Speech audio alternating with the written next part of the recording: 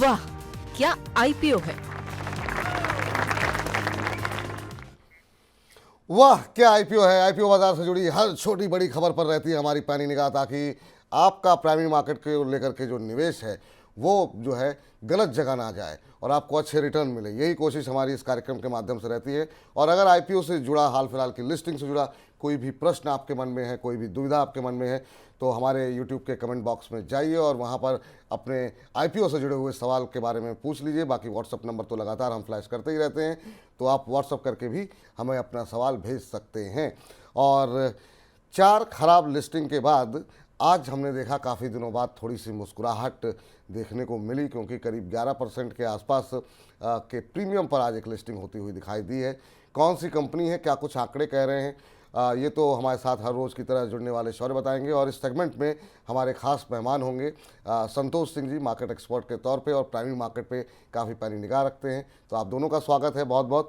सबसे पहले शौर्य के पास चलते हैं और शौर्य से समझते हैं कि शौर्य क्या स्थिति दिखाई दे रही है।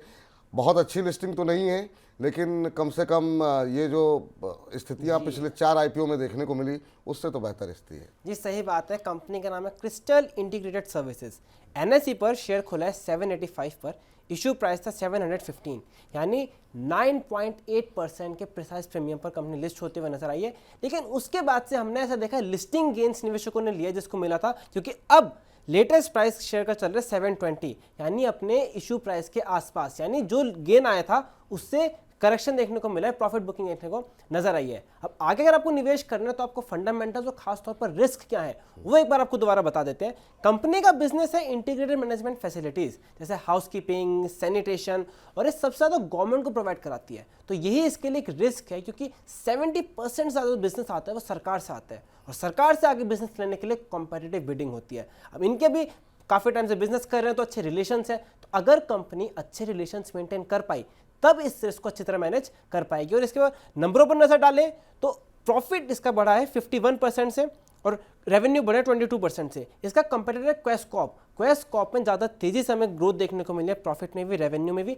लेकिन हम मार्जिन्स की बात करें तो कंपनी के मार्जिन्स, नेट प्रॉफिट मार्जिन और एबिडा मार्जिन्स दोनों ही क्वेस्कॉर्प से बेहतर है। चलिए, तो ये रहा यहाँ पर, ये बातें निकल करके आती हुई, क्या कुछ फंडामेंटल्स हैं, क्या कुछ रिस्क फैक्टर हैं। हालांकि इस रिस्क पर हमने मैनेजमेंट से भी बातचीत की थी, हमारे साथ मैनेजमेंट जुड़ी थी। हम कोशिश यही करते हैं कि आपको एक 360 डिग्री व्यू दें ताकि आपको निर्णय लेने में काफ़ी आसानी हो जाए। मारवाड़ी फाइनेंशियल सर्विसेज ने यहाँ पर सब्सक्राइब की सलाह दी थी, स्टॉक बॉक्स ने सब्सक्राइब की सलाह दी थी, और स्वास्थ्य का इन्वेस्टमार्ट ने न्यूट्रल रहने की सलाह दी थी। ये तो हम लोगों ने उस समय जो हमारे साथ एक्सपर्ट जुड़े थे सबने ये कहा था कि बहुत ज़्यादा उम्मीद मत कीजिए, क्योंकि बाजार की स्थिति खराब है। लंबी अवधि के लिए क्या कुछ नज़रिया होना चाहिए, ये बताने के लिए हमारे साथ संतोष सिंह जी मौजूद हैं। संतोष सर, करीब 10% के आसपास के प्रीमियम पर ये लिस्टिंग होती हुई दिखाई दी है। आपकी क्या सलाह रहेगी यहाँ पर? जिनको ने प्रॉफिट अभी बुक नहीं किया है उनके लिए क्या सलाह है, और जो लोग एंट्री लेना चाह रहे हैं लंबी अवधि के लिए, क्या उनको यहाँ पर एंट्री लेनी चाहिए? देखिए विपुल जी, मुझे लगता है कि जो दो पैरेलल कंपनियां हैं लिस्टेड ऑलरेडी हैं, एसआईएस और क्वेस्ट कॉर्प, जैसा कि सौर भी बता रहे थे। मुझे लगता है कि, और लास्ट टाइम जब हम मिले थे तो उस समय इस आईपीओ के बारे में चर्चा भी किया था और हमने ये कहा था कि बेहतर कंपनियां, अगर बेहतर विकल्प अगर आपके सामने है तो जरूरी नहीं है कि आपको आईपीओ में पार्टिसिपेट करना है। और वैसे भी आईपीओ का माहौल थोड़ा सा जो है वो सुस्त हो रखा है अभी इन दिनों, क्योंकि market overall mid and small cap में काफी बड़े करेक्शन के थ्रू हम गुजर रहे हैं। तो मुझे लगता है कि बेटर होगा आप अवॉइड करें, क्योंकि सिमिलर काइंड ऑफ पैरामीटर्स, बेहतर कंपनी, बेहतर ट्रैक रिकॉर्ड उन कंपनियों के, और बड़ी कंपनियां हैं। तो अगर किसी को एक्सपोजर लेना है तो मुझे लगता है क्वेस और एसआईएस हैं जहाँ पर कि आप एक्सपोजर ले सकते हो। तो बाय एंड लार्ज आपको अवॉइड करना चाहिए। अगर लेने की सोच रहे हैं तो अवॉइड करें। अगर आपने अप्लाई कर दिया है हम लोग की बातों को दरकिनार करते हुए भी, तो मुझे लगता है कि जल्दी से जल्दी निकलने की योजना बनाएं। तो अगर आपको अलॉटमेंट हो गई है तो आपके लिए सलाह ये है कि निकल जाइए। आप अगर आप सुबह नहीं निकले हैं तो अभी निकल जाइए, और अगर अलॉटमेंट हुआ ही नहीं है आपको और आप सोच रहे हैं ख़रीदारी करने की तो बिल्कुल मत कीजिए। अभी माहौल थोड़ा सा गड़बड़ है, और दूसरा, अगर इसी क्षेत्र में जाना है तो दूसरे विकल्प जो है पहले से मौजूद हैं। अब जरा एसएमई क्षेत्र के ऊपर बात कर लेते हैं। एसएमई क्षेत्र में क्या गतिविधि देखने को मिल रही है? शौर्य, क्या स्थिति वहाँ पर तो रौनक अभी भी बरकरार है?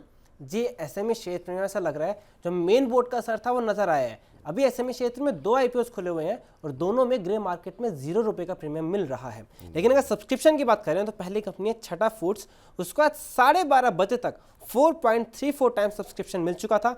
आज 21 मार्च को आखिरी दिन है और कंपनी 34 करोड़ रुपए जुटाने को देख रही है। दूसरी कंपनी है विश्वास एग्रीसीड, इसका आज पहला दिन है, प्राइस है 86 रुपीज़ का।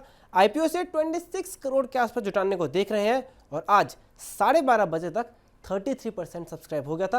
लेकिन सबसे इंपॉर्टेंट ध्यान देने की बात यह है कि दोनों ही कंपनी को ग्रे मार्केट में कोई प्रीमियम नहीं मिल रहा है।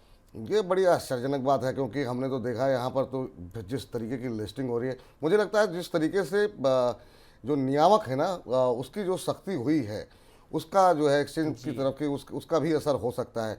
क्योंकि पहले नाराज़गी और रैली को लेकर के मिड कैप स्मॉल कैप को लेकर के चिंता जताई थी, तो उसके बाद हमने देखा कि बुरी तरह पिटाई मिड कैप स्मॉल कैप की देखने को मिली है। और यहाँ पर जो बेतहाशा वृद्धि एसएमई आईपीओज में देखने को मिल रही थी उसको लेकर के भी आशंका चिंता जताई गई है। तो उसके बाद से अब ग्रे मार्केट प्रीमियम यहाँ में कमी आई है। सर, कैसे देख रहे हैं आप एसएमई क्षेत्र को लेकर के, क्या आपकी राय है? और जो कंसर्न्स जो है दिखाए गए हैं एक्सचेंजेस की तरफ से, उसे कितना जायज़ मानते हैं आप? और इन दो में से किसी आईपीओ को देखा क्या आपने?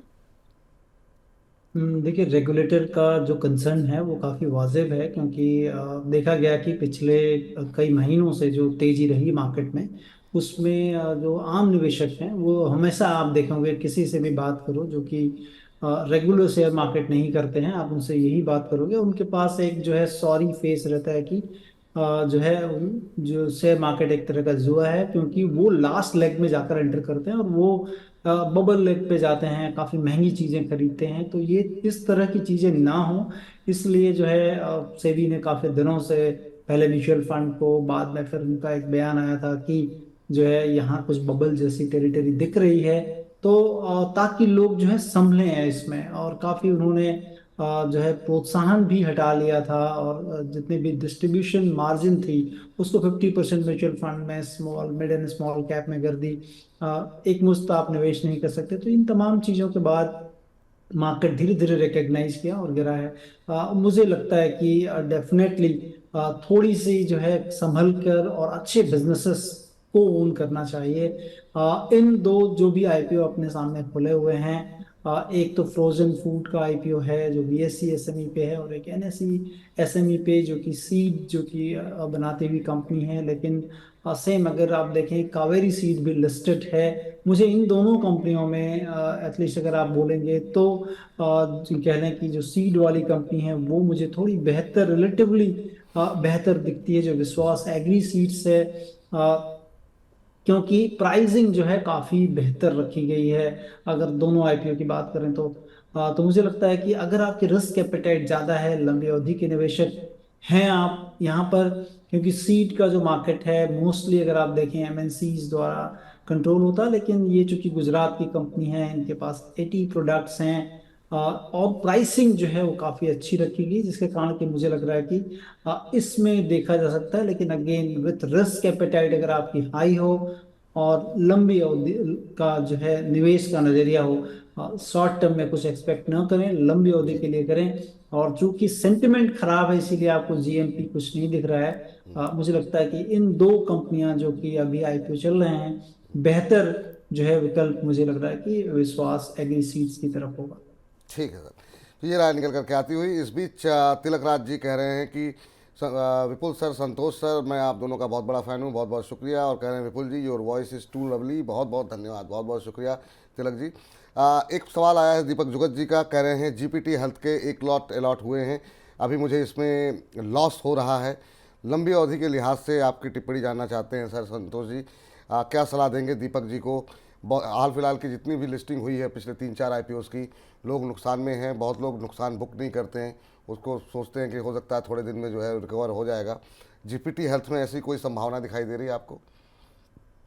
देखिए, जीपीटी हेल्थ केयर का जब आईपीओ चल रहा था तो शायद फिर हम लोग की बातों को ज़्यादा ध्यान नहीं दिया होगा इन्होंने, और हमने आपके चैनल पर ये बताया था कि जीपीटी हेल्थ केयर के जो आईपीओ आ रहे हैं बेहतर विकल्प जब भी हमारे सामने है, जरूरी नहीं है कि आईपीओ में हम पैसा बना ही सकते हैं। बेहतर विकल्प जैसे नारायण हृदयालय की बात कर लें या किम्स की बात कर लें, ओवरऑल अगर आप हेल्थ केयर सेक्टर में देखेंगे तो मुझे लगता है कि हॉस्पिटल जो है मुझे काफ़ी जो है अच्छा लगता है। उसमें रेनबो जो चिल्ड्रन हॉस्पिटल है वो अच्छा है, किम्स मुझे काफ़ी अच्छा लगता है। ये जो चूंकि इनके तीन ही जो है हॉस्पिटल हैं, वो भी कैलकाटा रीजन में जहाँ से मैं बिलोंग करता हूँ, मेरे आसपास हैं ये तीन हॉस्पिटल्स। कुछ एक्सपेंशन की भी बात कर रहे थे मैनेजमेंट, लेकिन उनका पूरा खाका ठीक से उन्होंने क्लैरिटी भी नहीं दी थी। मुझे लग रहा है कि जब कभी भी आपके सामने कोई बेहतर विकल्प हो, आप उस बेहतर विकल्प की जाएं। जरूरी नहीं है, मतलब ऐसा किसी ने बताया नहीं कि आईपीओ में ही पैसे बनते हैं, पैसे आपको बनेंगे, लेकिन आपने कंपनी अच्छी चुननी है, बिजनेस को ओन करना है, ओनरशिप रखनी है वहां पर। और आप अगर बेहतर विकल्प देखेंगे तो ये कंपनियां हैं, लेकिन मैं इस मार्केट प्राइस पे नहीं कहूंगा कि आप इसे बेचकर उसे ले लें। लेकिन करेक्शन में डेफिनेटली ले सकते हैं इस कंपनी से। अगर आपको प्राइस आपका मिलता है तो आपको निकलना चाहिए। ठीक है सर। तो चलिए फिलहाल अब हमारे इस खास सेगमेंट वाह क्या आईपीओ है को यहीं पर समेटते हैं। सॉरी, बहुत बहुत शुक्रिया आपका। संतोष सर, आप भी बने रहेंगे कार्यक्रम में। वाह क्या आईपीओ है।